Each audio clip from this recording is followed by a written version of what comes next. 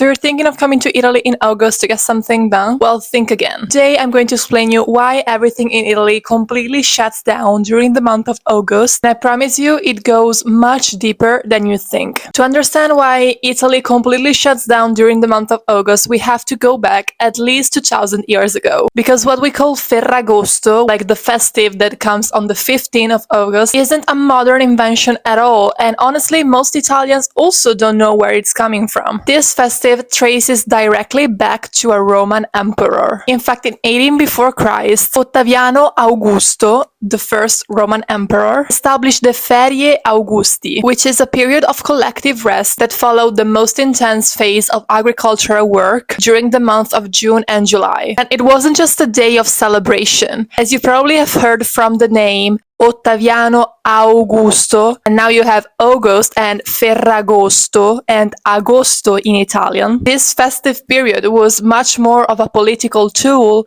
rather than just a festive in itself. It was a way for the new emperor to cement his image by giving people a sanctioned period of rest. During the celebrations, working animals were free from the labors and they were decorated with flowers. There were horse races, public banquets, and festives. And a particular thing that happened is that workers would present their best wishes to their employer in exchange for money. This is a custom that survived for literal centuries and became also mandatory in the papal state during the Renaissance. Now, as you know, Church didn't want to miss out on this huge period of festives and wanted to be number one on the list of people's mind. That's why the Church decided to move the Assumption of Mary, Assunzione di Maria, from the 1st of August to the 15th. That sounds so funny to me. And with this move, the pagan holiday changed its meaning. Now, basically everyone remembers the 15th of August as the Assumption of Mary instead of the festive for Ottaviano Augusto. Now, 2000 years later, Italy still stops all August. A Roman emperor started and we just kept going. Now, fast forward to 1931, Italy is under fascism. The regime makes a move that, accidentally or not, shapes Italian summers for decades. Ferragosto became the national holiday and the symbolic start of the summer holidays for most Italians because of a train service established in 1931. Because the fascist regime decided to lower the train ticket during this period to encourage mass tourism. These trains were called the Treni Popolari di Ferragosto, which was like popular trains of Ferragosto. Now, these were heavily discounted tickets that for the first time allowed every type of worker, even people who had never been able to afford to travel, to reach the sea, the mountains, or a city they never visited in Italy, even if it was just for a day or two. Now, if you remember my last video about villeggiatura, you know how villeggiatura and taking 1 to 3 months of vacation every summer, especially during the month of August, has always been for the wealthiest, or at least from the middle to upper class. With this move, the political regime decided to make a first step into democratizing travel for all Italians. This would probably need a video in itself, but if you ask some of the older generations, especially elderly people who have 90 years old or even more, they will tell you that not everything that Mussolini did was bad. Now, this is a very controversial topic. I'm not sure if I'm ever going to cover this, but it sounds like, if you look at this way, it was like a political move that allowed everyone to basically go on vacation. But again, this is not a political channel, so I don't want to get too involved into that.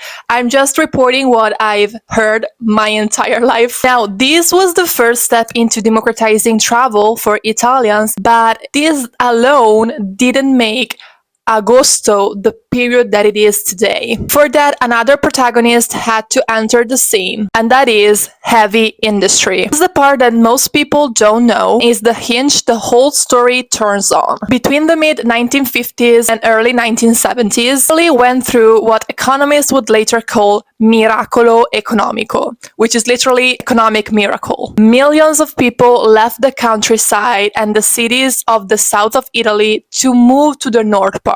Turin, Milan, and Genoa changed their faces within just a couple of years. And at the center of this economic change, there was one huge factory, Fiat. Decisive moment came when Italy's biggest factory, Fiat above all, chose the month of August to let all of their workers go on holiday, shutting down their plants for a few weeks. Because entire production chain stopped at the same time, vast majority of Italian workers concentrated their annual leave just in this period. Now think about what this actually meant in practice. When Mirafiori, which was Fiat's main plant in Turin, closed for the summer, it wasn't just one factory that was closing. Literally was the whole ecosystem around it. When great factories like Mirafiori stopped their entire production for a whole month, the whole ecosystem and all the other businesses, suppliers, transporters, workshops, and company in the whole supply chain, and offices, if you think about it, completely shut down because they didn't have their first client, which was the Fiat. Stopping the whole supply chain for a few weeks, even a month, turned out to be of a greater economic advantage rather than just surviving, managing thousands of staggered absences throughout the year. So just like this, millions of Italians started to go on holiday at the same time. Not because they chose collectively one day, but because the system they were working for decided for them. Now in Italy, school closed from June to the 1st of September, and now factories also closed the whole month of August. The only places you would find open were some bars, cafes, or restaurants, and whole neighborhood emptied in a matter of days. Even today, if you go around, even in my city Mantua or in Milan, during the 15th of August, you would probably find no one. And this cycle continues even today, especially in small businesses, shops, and factories where imposing mandatory closing during the month of August is still very common. Now, this, even if it's still a little bit unusual in like startups or tech companies, even multinationals that try to keep up with the rest of the world. I feel like the rest of the world doesn't stop in the month of August. And I feel like for tourists, this is such a big shock, especially for people that want to do business with Italy during the month of August. Nowadays, obviously, is not like before. Like some businesses stay open, let's say hospitals, of course, let's say restaurants, bars, cafes. Most offices close, I will tell you, like the hospitality industry or the care industry for the elderly, those stay completely open. Now, here's the part of the story I find most moving. Now, I don't want to cry, but I feel so passionate about this. And that's also why I feel so angry towards my country. If you think the largest migration went from people from the south that went into North America or South America, you're completely wrong. The industrialization of northern Italy produced one of the largest migration movements in whole Italian history. Between 1950s and 1970s, millions of people moved from the south, the countryside, and smaller cities, also rural communities of the northeast, moved to Turin, Milan, or Genoa. And with August and everything closing, it was time to come back home. For most people, August and moving was not just a holiday. It was literally a ritual, a way of stitching the family back together for a couple of weeks before the working year resumed. You would go back to the village where you'd grown up, meet your grandparents, meet your uncles and aunts. You would find your house still open, and usually local festives, which are super important in most little communities in Italy, just coincided with the return of people to their hometown. For a few weeks, Italy temporarily recomposed the fractures produced by modernization. This is why August and Ferragosto feels different from many other holidays in Italy. And keep in mind that this is a trend that's still active nowadays. It wasn't just about resting, it was literally about reconnecting with pieces of your past that work has separated you from. And the train going south in August carries something more than suitcases. As I was telling you, this movement is still present today, even if maybe less present, but so many people from the north go back to the south because their families or their parents migrated to the north back in the days. Also, if you think about, I don't know if you know this, but in the public sector, especially in schools, many teachers are moving from the south to the north and then coming back to the south for their holidays. Now, the south of Italy has historically far less employment to offer. The internal migration pattern that started in the 1950s never fully reversed. Interestingly, in recent years, we've seen signs of inversion of this trend. The economic gap between the north and the south is getting closer and closer, not in a good way. Parts of the north are experiencing the stagnation that the South used to experience. And that's partly because many southern cities are building their own internal economics. The habit of going back still has its own gravity now, even beyond the economic purposes. Now, the other migration we're seeing, as I was telling you with all the videos, is younger Italians leaving Italy just like this. I truly feel, I will never stop saying this. And again, I'm not pessimistic. I'm not trying to blame everything and do nothing about it, as some of you have said in the comments. I'm trying to portray the reality. And the thing is that even in my city, I don't see, if before I was seeing 80% of younger Italians, nowadays I'm seeing maybe 20%, and they're all just going to school.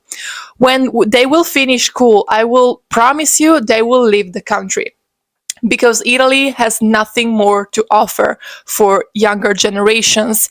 And if you have a good degree and you can do something, I'm sure you will find a great job elsewhere. Now, why am I staying?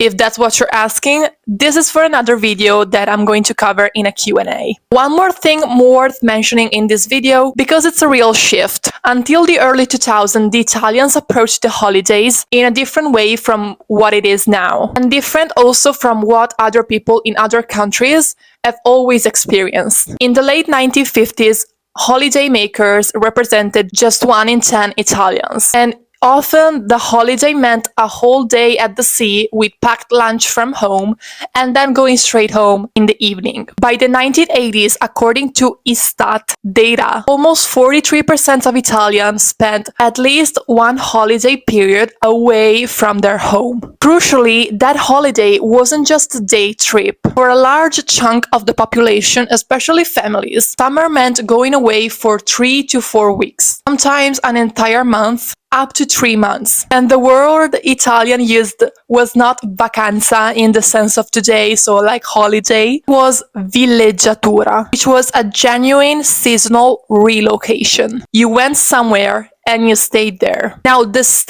Italian state, supported this too. Public sector workers, school employees, large part of the workforce had summer rhythms structured around a long pause from work. It was literally built into the system. Today things have changed, and according to data, for many Italians, July and August have basically the same meaning. Around 27% of Italians choose July and 28% choose August. The habit of avoiding peak August has been growing, partially driven by overcrowding and super inflated prices. Greater companies no longer see the rhythm of the cities. Tourism has transformed many Italian cities into permanent destinations. Residents leave, but visitors also do arrive. The cities don't empty the way they just did, they've just changed inhabitants for a little. So when you arrive in Italy in August, you find the shutters down on your favorite restaurant, the dentist closed, or the post office running on reduced hours, you're not experiencing disorganization.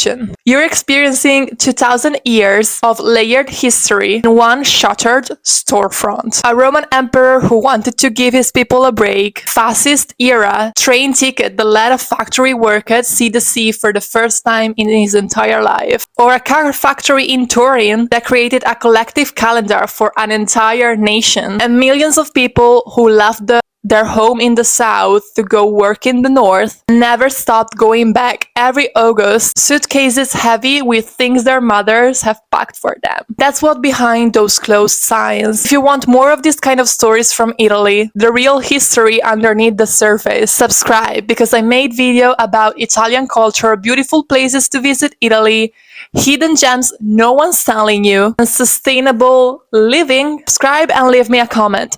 Did you ever find yourself stuck in Italy in August? What was it like? I'll see you in the next one. Ciao!